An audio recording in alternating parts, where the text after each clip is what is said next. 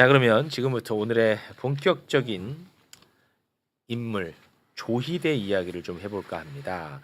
김경호 변호사가 어제 국회에 또 출석을 했거든요. 조희대는 또 삼권 분립을 강조하면서 자신은 증인 채택 거부한다. 그래서 인사만 하고 마지막에 마무리 발언만 하고 그렇죠. 그랬거든요. 네. 거기에 대해서 우리 김경호 변호사가 참을 수 없다 나. 내가 배운 것과 너무 다르지 않느냐? 하면서 그냥 와 근데 대단하셔. 진짜 아무것도 보지 않고 깔끔하게 정리를 합니다. 아 그래요. 법리에 의해서 예. 배운 대로 영상으로 보고 오겠습니다. 삼권 분립은 균형 그리고 견제입니다. 균형을 위해서는 우리 헌법 40조가 입법권을 국회에 줬고 사법권은 헌법 101조에서 법관으로 구성된 법원에 주었습니다. 거기까지는 균형입니다. 그러나 견제도 두었습니다. 법원이 입법, 국회를 견제하는 기능, 권한은 헌법 101조 1항 위헌법률 심판 제청 신청권입니다. 반면에 국회가 법원을 견제할 수 있는 권한도 두었습니다. 그게 첫 번째가 헌법 104조 1항과 2항에서 대법원장과 대법관에 대한 임명 동의권입니다. 그리고 가장 중요한 게 헌법 65조의 탄핵 소추 발의입니다. 아무리 법관이라 하더라도 그 법관의 판결 내용이 아닌 직무 집행과 관련된 그 지점에 헌법과 법률 위반이 있다면 당연히 탄핵 소추의 대상입니다. 그 전제로서 특정한 사안에 대해서 국회가 질문하고 증인으로 요구해서 채택되면 누구나 대법원장도 누구나 특별한 법률의 규정이 없다면 나와서 증언을 해야 되는 것입니다. 그렇지. 뭐 한자도 틀린 말이 없습니다. 진짜 하나 깔끔하시다. 틀렸습니다. 아 틀렸어요? 107조 1항인데 지금 들어보니까 101조 1항이라고 위헌법률 심판 제청하는 권한 하나 틀렸습니다. 이 자리에서 좀 정정해 하나 주겠습니다. 틀림없이라고 바로 말했는데. 제 입장이 뭐가 됩니까? 중요한 것은 저도 평범해요. 예. 늘 하는 얘기지만 평범해요. 그냥 예, 평범해요. 변호사님 너무 부담 갖지 마시고 실수 많이 하고. 헷갈리실 땐 보고하셔도 될 것 같아요. 보고해야 됩니다. 네. 근데 저기서는 안 보고 했어야 돼 예. 분위기가. 아 분위기가. 원래 안 보고 하는데 저 자리 네. 참 무거운 자리입니다. 무거운 자리야 진짜. 사법부에 지금 조희대 대법원장뿐만 아니라 2인자 그 이에 모든 분들이 지금 있는 자리입니다. 맞습니다. 제 밥줄이 끊기는 자리예요. 맞다. 아, 변호사로서 끊기는 자리예요. 참, 저기. 그래서 난 감사해요. 진짜 네. 너무 감사한 거죠. 원래 그렇게 살았어요. 아 진짜 너무 감사해요. 네.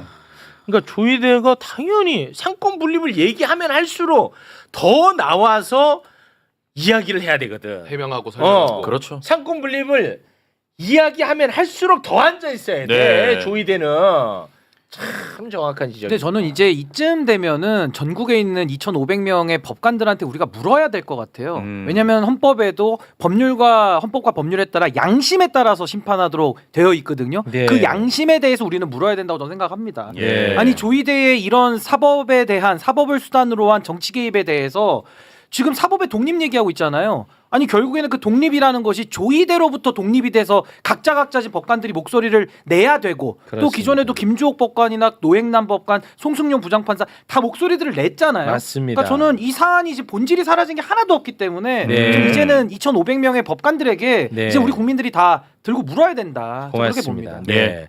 자 그러면 지금부터는 이제 본 내용으로 좀 들어가서 이야기를 나눠볼까 합니다. 조희대의 사법 쿠데타. 조희대의 만행 다시 한번 좀 띄워주시기 바라겠습니다. 네. 자 이걸 보면 이제 4월 22일에 네. 처음으로 이제 전원합의체 회부가 되고 이틀 만에 결론을 냅니다. 이제 그러다 보니까 네. 너네 어떻게 이틀 만에 7만 페이지의 사건 기록을 다 볼 수 있냐라는 비판이 자연스럽게 따라 붙죠. 그렇죠. 그러다 보니까 대법원이 이게 참 입장이 난감했는지 어제 갑자기 3월 28일부터 받지? 라고 한 달의 시간을 만들어 버립니다. 그럼 우리가 한 달 예. 시간 있던 거지. 3월 28일부터 받다라고 이야기를 천대엽이가 나와서도 또 본인 입으로도 그 얘기를 해요. 네. 자, 천대엽이의 모습 영상으로 보고 옵니다. 그거는 이제 3월 28일 날 기록이 대법원에 접수되었을 때부터 지금 말씀하신 4월 22일 날 이제 전학 기일이 잡혔다는 것은 뭐 우리는 너무 잘 아시겠지만 예를 들면 어떤 회의가 열렸다, 특히 이제 재판에서 합의 기일이 열렸다라고 하면은 사전에 이제 기록을 다 검토하고 들어와서 그날은 이제 결론에 대해서 서로가 이야기를 나누는 자리 아니겠습니까? 그렇다고 하면은 3월 28일 날 기록을 보기 시작했다라는 이제 전합 판결 다수 보충 의견에 따르면은 그때부터 이제 4월 22일까지 한 25일 정도 기간 여유가 있습니다. 그 기간 동안에 이제 아마 대법관들께서 이제 기록을 꼼꼼히 검토를 했을 테고. 오케이, 알았어. 화내지 마. 3월 28일부터 사건 기록 봤다고? 네. 오케이, 알았어. 좋아. 그런데 추미애 의원실이 대법원으로부터 문건을 하나 받습니다. 예. 공식 문건입니다. 예. 근데 그 공식 문건을 보면 사건 기록을 3월 28일에 받은 것이 아니라 4월 22일에 받은 것으로 나와 있습니다. 내부 문건을 대법원 내부 문건입니다. 이재명 대통령의 파기환송권 사건 기록 인계 날짜 보시는 것처럼 4월 22일로 적시가 되어 있습니다. 4월 22일에 이제 4건의 사건에 대한 사건 기록을 나눠줬나 봐요. 예. 그래서 이렇게 정리를 해놓은 건데 여기서 굉장히 이해하기 어려운 메모가 또 하나 적혀 있습니다. 네. 오른쪽에 보면은 맨 밑에 오른쪽에 보면 이미 기록은 위에 있습니다라고 적혀 있어요.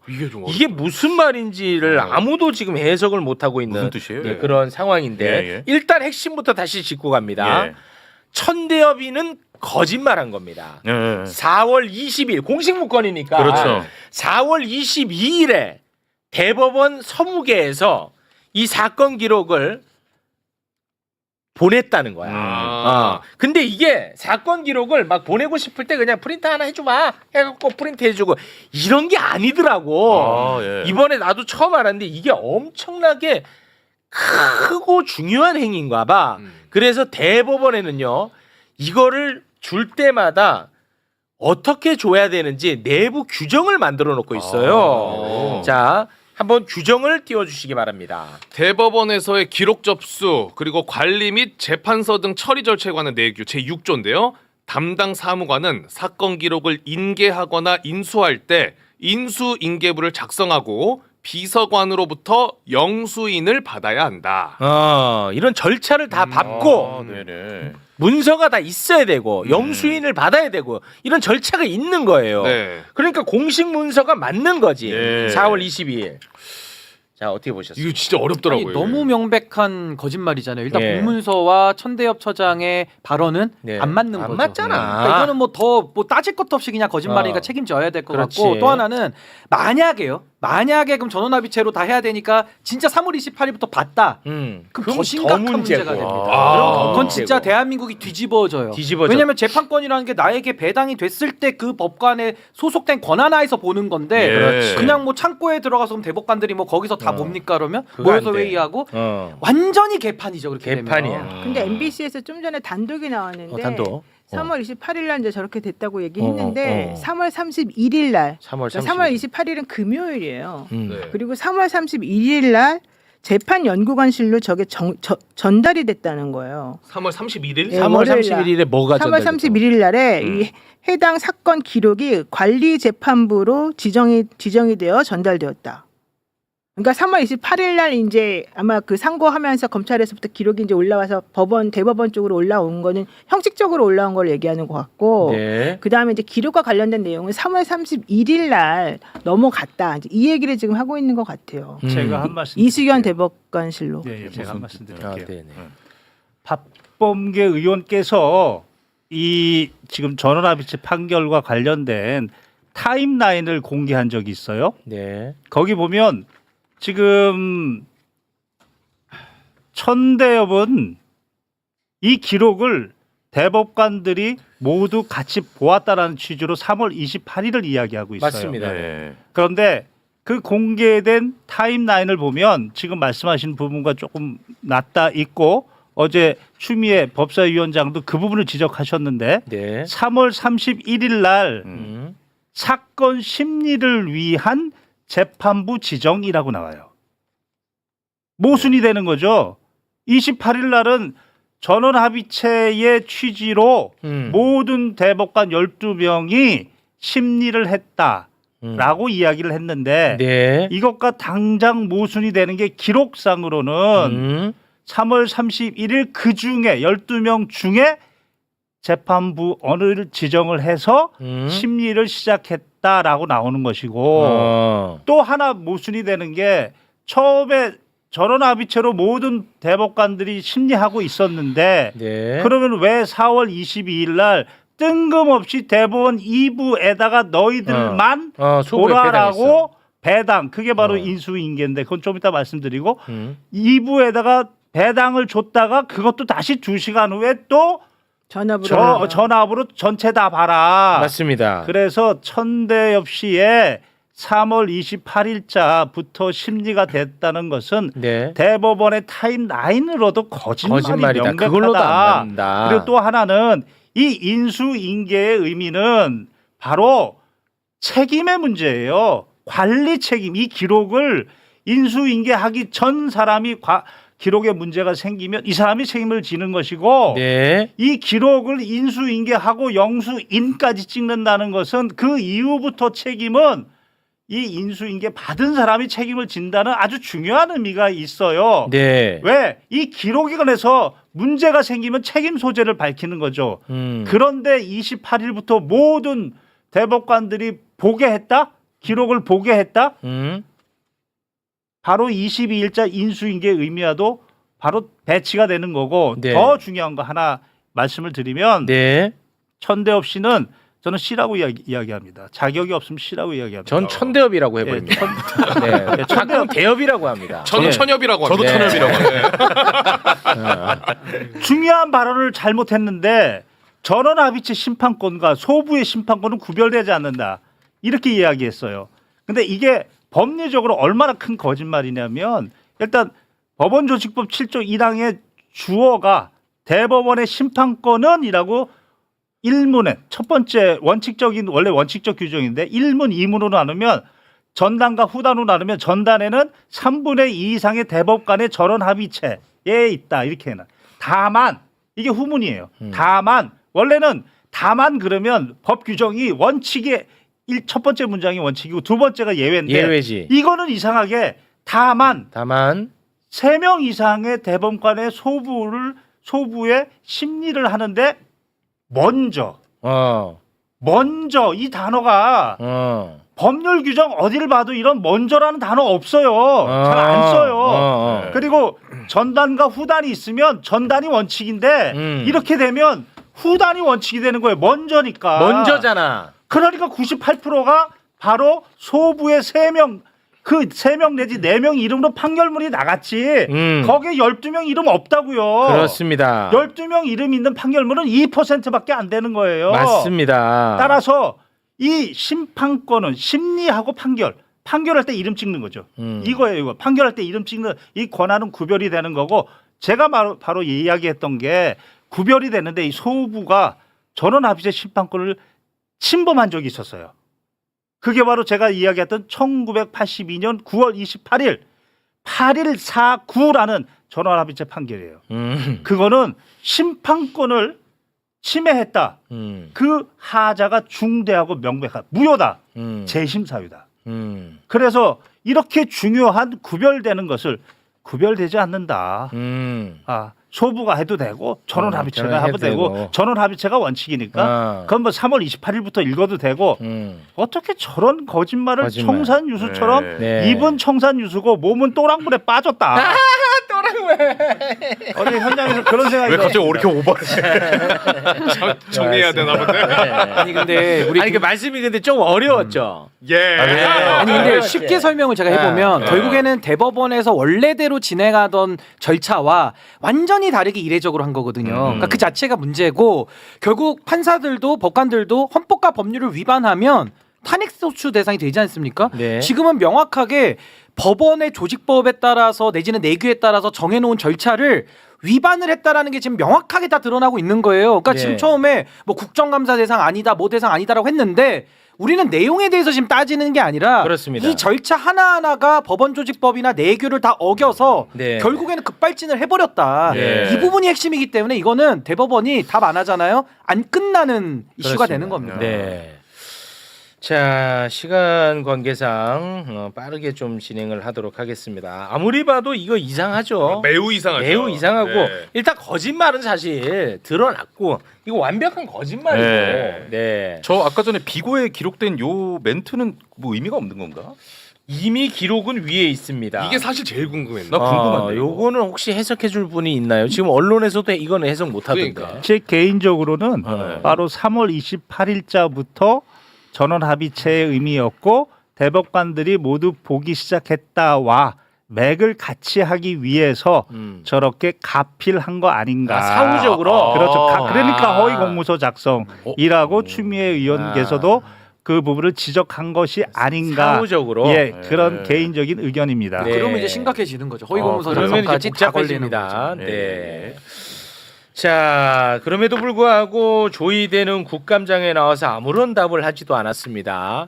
오전 11시 40분에 국감장을 나섰다가 마무리 발언을 하기 위해서 밤 11시 40분에 기어 들어왔거든요. 예. 기어 들어와서 이렇게 의심스러운 부분에 대해서 조의대가 입장을 살짝 밝힙니다. 아 그래요? 예.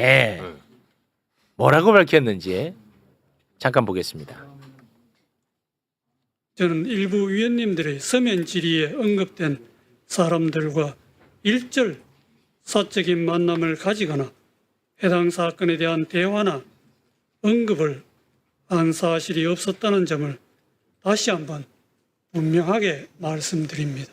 다음으로 위 사건에 대한 신속한 심리와 판결 선고의 배경에 관하여 불신이 있는 것 같아 안타까운 마음입니다. 개인적으로는 이와 관련된 불신을 해소하고 싶은 마음이 간절하기도 합니다. 그러나 재판의 심리와 판결의 성립, 판결 선고 경위 등에 관한 사항은 사법권의 독립을 규정한 대한민국 헌법 제103조 및 합의의 비공개를 규정한 법원 조직법 제65조 등에 따라 못 들어주겠다. 밝힐 수 없는 실정입니다.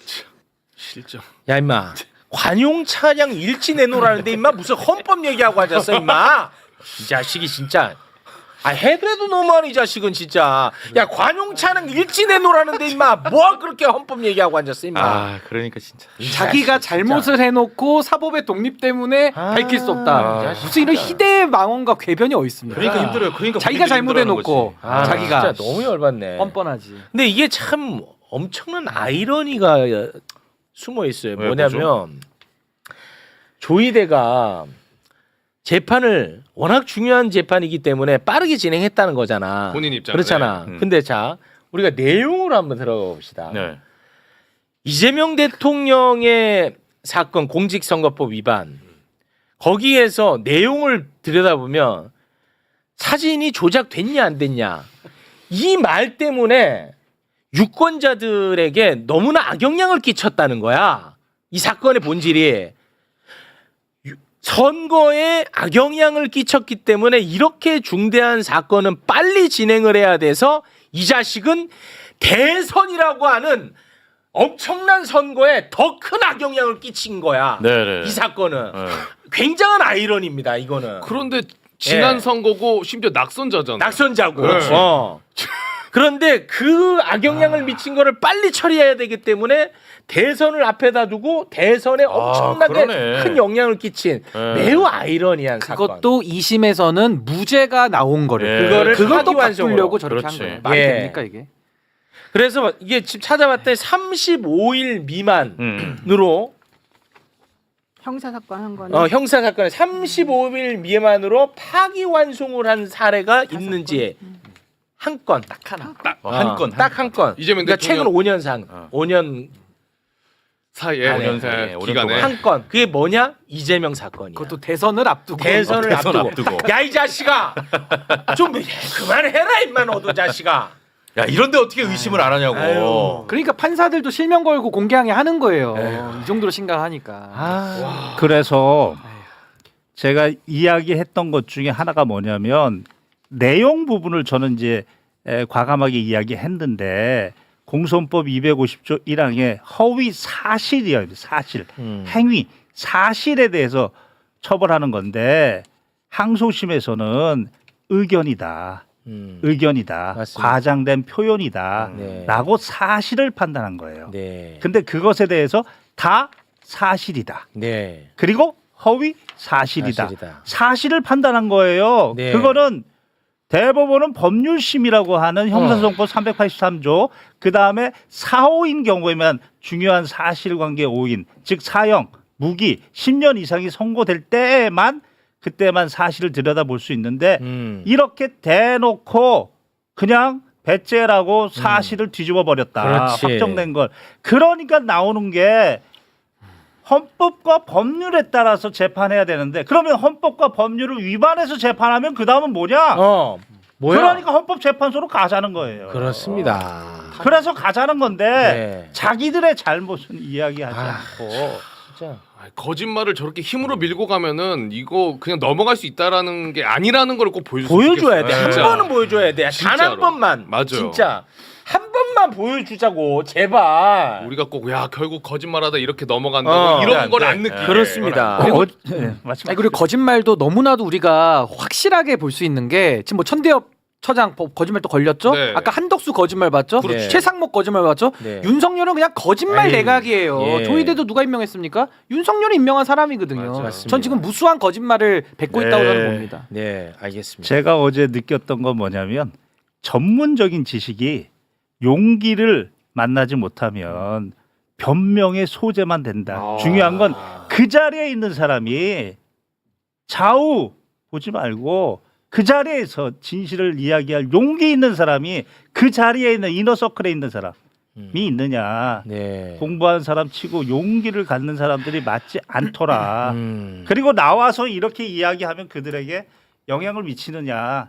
그 부분이 가장 맹점이었다. 네. 그렇게 근데 생각이 들었어요. 더 슬픈 거는 국민 앞에서는 용기가 많더라고요. 국민 앞에서는. 대선을 또 앞두고는 희한해. 그때 어떻게 용기를 냈나 모르겠어요. 아니 그 서부지법 폭동이 나도 용기가 없어요. 음. 내란이 나도 용기가 없어. 맞아요. 그런데 국정감사 나오라고 하면 용기가 대단해. 야, 난 나가는 사람 아니야, 임마 이 자식들아. 전례 없어. 그동안 침묵하던 사람이 와, 이게 진짜 희한합니다. 보여줘야 됩니다. 그래서 예. 저는요 우리나라 사법부는 국민들도 지켜줘야 되지만요 판사들 2,500명이 스스로 지키지 않으면요 네. 이거 바로 못 잡습니다. 저는 국민들도 목소리를 좀 더 내야 되지만 예. 판사들도 여기에 대해서는 이제 양심의 소리에 진짜 응답을 좀 해야 될 시기 아닌가. 알겠습니다. 생각했습니다. 큰 어르신분이 네. 지금 기다리고 계시니까요. 우리 두 분과는 여기서 인사를 좀 나눠야 될 것 같습니다. 김경호 변호사님, 신인규 변호사님 두 분 대단히 고맙습니다. 예, 감사합니다.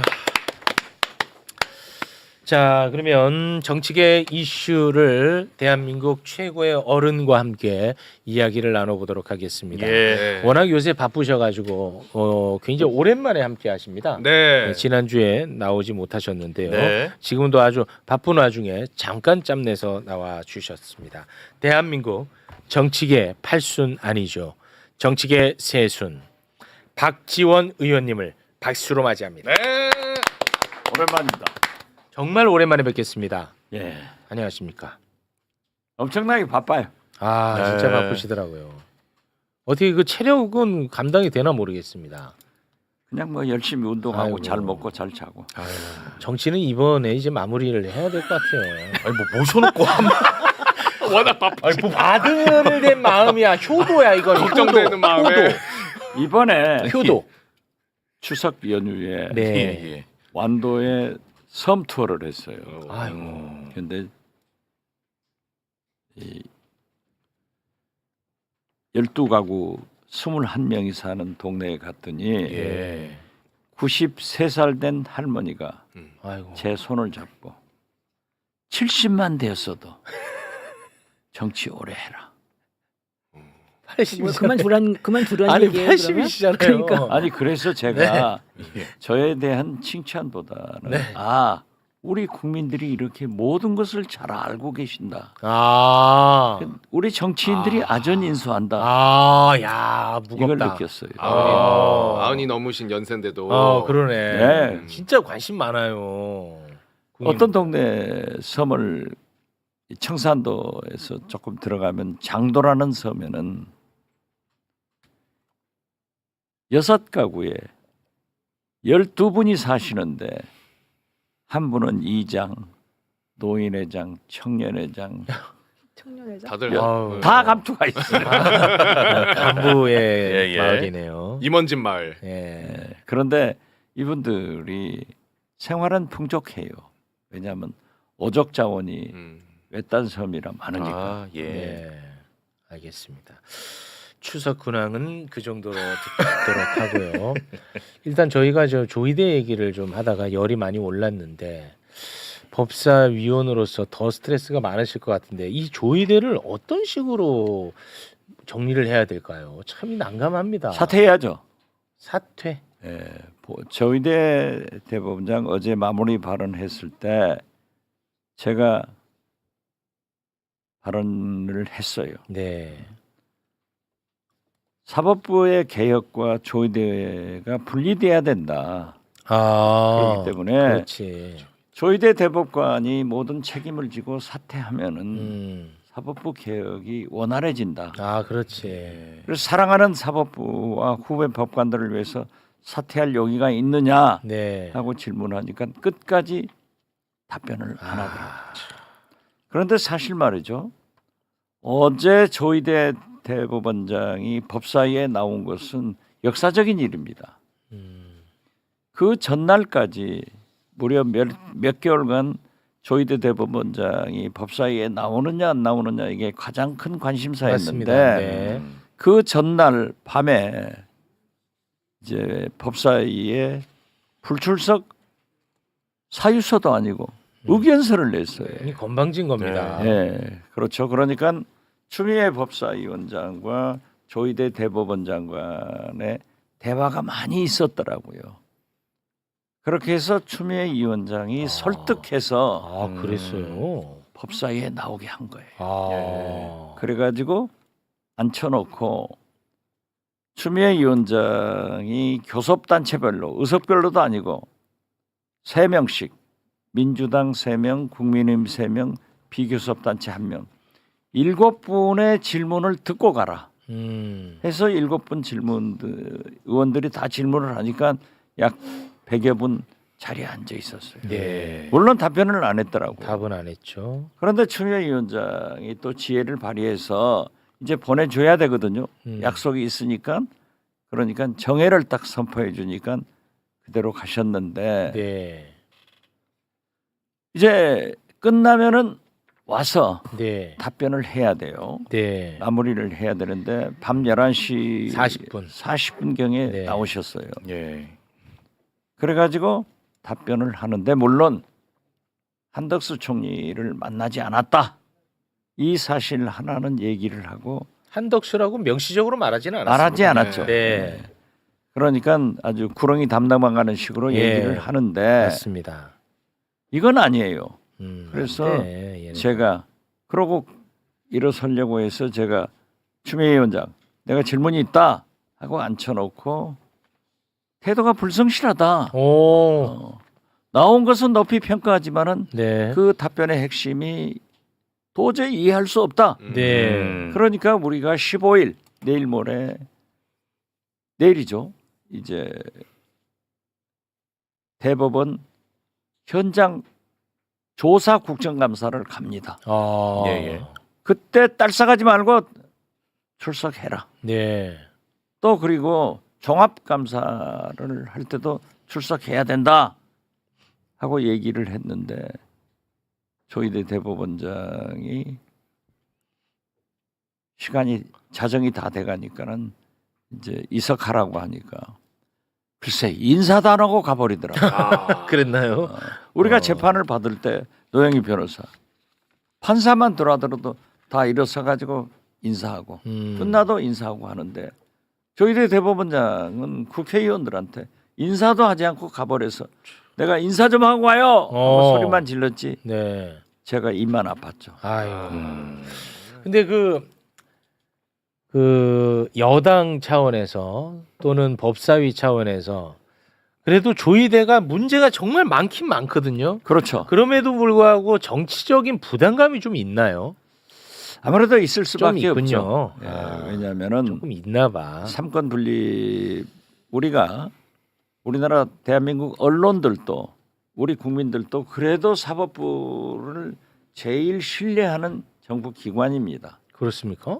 그리고 삼권 분립에 대한 사법부 존중에 대한 뿌리 깊은 그런 전통과 사상이 있기 때문에 부담이 되고 사실 대통령실 여기는 내란 종식과 3대 개혁은 시대 정신이고 국민적 요구이지만은 기관사는 대통령 아니에요. 네. 그렇기 때문에 기관사는 이 개혁 열차를 안전 운전해서 목표에 도달하는 그 종착역까지 끌고 가야 되는데 네. 여기에 약간의 대통령실에서 속도 조절 이러한 얘기가 나온다고요. 네. 그건 이제 국민을 의식해서 할 수밖에 없다고 생각해요. 네. 안정적으로 이끌어야 되니까요. 그렇죠. 그러나 개혁의 주체는 국회고 민주당 여당이다. 네. 그렇기 때문에 우리는 어떤 경우에도 내란 종식과 3대 개혁의 열차는 멈출 수 없다 네. 하고 우리가 당에서 밀고 들어가니까 네. 혹자들은 언론에서 대통령실과 삐그닥거린다. 아, 그게 아주 종편 좋아해요. 대통령 말씀도 듣지 않는 정청래다. 이런 얘기가 나오지만 네. 아닙니다. 아, 그건 아니고요. 당정대가 충분하게 토론을 하고 있고 또 거의 매일 그 전화로 비서실장 정무수석 그리고 당대표 원내대표가 조율하고 있기 때문에 아, 그렇습니까? 그런 염려는 없다. 네. 알겠습니다. 우리 그 변호사님, 네. 변호사님이 봤을 땐 당정대 갈등 지금 뭐 언론은 신났잖아요, 솔직히. 이것만 다루더라고요. 어떻게 보십니까? 아유, 저는 이걸 가지고 더 얘기하거나 뭐 확대시킬 필요가 전혀 없다. 네, 제가 확인한 바에 따르면 네. 전혀 그런 종류의 이견 있지도 않고요. 또 실질적으로 당의 역할이 있고 이 정부의 역할이 있기 때문에 각자 네. 맡은 자리에서 지금 자기 역할을 하고 있는 거라고 봅니다. 네, 그렇기 때문에 여기에 대해서 뭐 별로 신경 쓸 필요는 없는 거라고 지금 봅니다. 네. 그러니까 처음부터 우리가 개혁은 국회 민주당이 안보와 민생 경제는 대통령이 네. 그리고 내란 청사는 3대 특검이 3대 특검이. 분할해서 해야 된다 하는 것이 잘 되고 있다고 저는 봅니다. 지금 현재까지는 잘 되고 있다고 보시는 네, 그렇습니다. 입장입니까? 네. 그런데 이제 언론에서 자꾸 저 같은 사람한테도 매일 전화해서 그거 봐요. 좀 이상한 얘기 해달라. 내려고 하죠. 예. 그것이 언론의 속성이에요. 속성이에요. 그러면은 거기에 속아 넘어가서 한 마디씩 하는 것들도 굉장히 크게 나오지만은 네. 지금 현재까지 한 번도 그러한 것이 노정되는 것은 없지 않느냐. 아직까지는 네, 뭐 그렇죠. 문제 삼을 만한 부분은 저는 없다. 없다고 봐요. 그렇게 네. 이제 오늘부로 정리합니다. 실제로 그러면. 그리고 네. 정청래 대표 측을 제가 자꾸 당이 제대로 개혁하고 있다 했더니 아니 언제 박지원이 정청래 파 됐냐? 두 분의 사이가 안 좋은 걸로 알고 있는데. 아, 그래요? 예, 두 분이 사이가 안 사이가 안 좋았어요. 좋아요? 네. 저는 그렇게 알고 있습니다. 당황하시네. 아니 당황하시면 어쩔 수 없습니다. 저는 왜냐면 신뢰받는 언론인으로서 사실관계를 왜 안 초선은 좋아요? 아무것도 모른다 하는데 사실 저도 몰라요. 왜냐하면 해남안도 진도 초선이기 때문에. 네. 그러면 재선 못 시키려고 하는 거예요?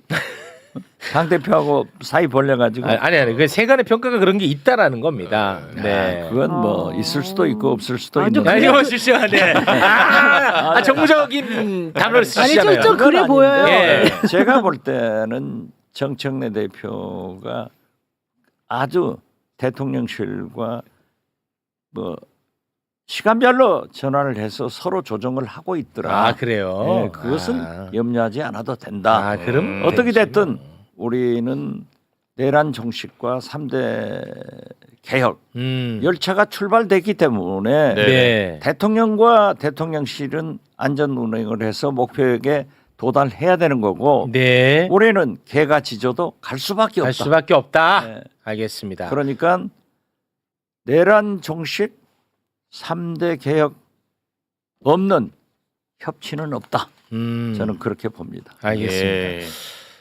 그리고 그 최근에 이재명 대통령이 그 세관 마약 수사 무마 의혹과 관련해 가지고 철저하게 수사하라고 직접 지시를 하지 않았습니까? 그럼 직접 지시를 하신 것이 아니라 아니 법무부 장관에게.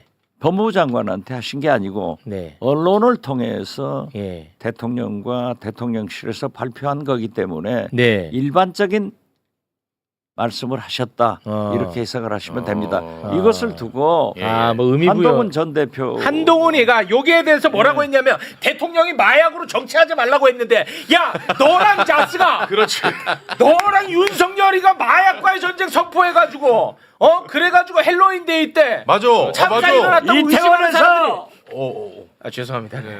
이태원에서 아, 150명 경찰 중 50명이 아 마약 그 말도 안 되는 그랬잖아요. 거예요. 윤석열하고 그렇지. 한동훈이 했잖아요. 자기네들이 뭐 제일 예. 그렇기 때문에 지금 거기에 대한 루머가 많아요. 아 루머가 마약 루머가 예. 그렇기 때문에 뭐 대통령으로서는 수사가 지지부진하면은 원론적인 얘기예요. 그런 말씀을 하시면은 이걸 가지고 한동훈 전 대표는 대통령이 구체적 수사에 개입을 하고 수사 라인에게 지시를 했기 때문에 특검감이다. 특검 좋아하네.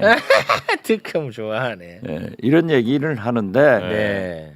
그러한 것은 원론적 말씀을 하신 거다. 네. 이렇게 해석하면 됩니다. 아 거기엔 뭐 워낙 말하기 좋아하는 사람들이 많아가지고 호사가들이 워낙 많으니까 이것 갖고 정성호 장관을 패싱했다라고 이야기하는 사람도 있고요. 이것 갖고 이문정 검사에게 혼을 낸 것이다. 너 그동안에 안 하고 뭐 했냐. 나태함을 또 꾸짖은 것이. 이 해석이 막 분분합니다. 네. 근데 이런 게 아니다. 그냥 그렇죠. 원론적인 이야기다. 이문정 검사장도 인사권이 없어요. 네. 그렇기 때문에 대검에 요청한 거고. 철저한 수사를 할 수 있도록 보강팀을 구성해달라. 예. 이런 요구를 했고 백행학 경정도 백혜령입니다. 백혜령 네. 그 경정도 지금 이 팀 가지고는 어려우니까 새로운 팀을 구성해보자 네. 하는데 이제 그러한 팀을 해줘야 되는 것은 대검이기 때문에 네. 거기에서 잘 조정이 될 것이다. 저는 그렇게 봅니다. 알겠습니다. 자, 그러면 이 정도 정리하면 될까요? 네, 좋습니다. 지금 저는 가셔야 법사위 되니까. 가서 또 한바탕 해야 예. 되겠어요. 아, 근데 법사위 너무 힘드실 것 같아요. 그래. 아, 그래도 아이고. 어젯밤에 또 뭐 자정이 끝나가지고 정리하고 1시에 자서 아, 계속 끝까지 해요. 아유. 그 의원님 그리고 야당 의원들이 너무 그 버릇이 없는 것도 저는 개인적으로는 조금 마음에 안 듭니다. 의원님한테도 막 의원님한테는 뭐 그렇게 하면 안 되지. 다 해도 되는데 어떻게 하겠어요? 의원님한테 원래 그렇게 잘하는 애들인데. 그러니까 나는 그 참 그럴 때마다 너무 좀 힘들더라고. 맞아요. 그러니까요. 네, 의원님한테. 근데 의원님은 다 또 대한민국 어른으로 하하 이렇게 또 받아주시더라고. 그렇게 네. 했다가 이렇게 조용히 와서 죄송합니다. 잘못했습니다. 그래요. 그러면 너희들은 마이크, TV 있으면은 조지고 아무도 없는 데서는 잘못했다고 이걸 내가 얘기해야 되겠느냐? 웃고 말죠. 웃고 말아요. 아유, 사람이 길을 가다 보면은 네. 중도 보고 소도 만나는 거예요. 아, 그렇게 살아야죠. 아유 대단하십니다. 예. 많이 배웁니다. 네, 자 그러면은 여기서 마무리를 좀 짓겠습니다. 괜찮죠? 예. 감사합니다. 함께해 주신 세 분 대단히 고맙습니다. 감사합니다. 네.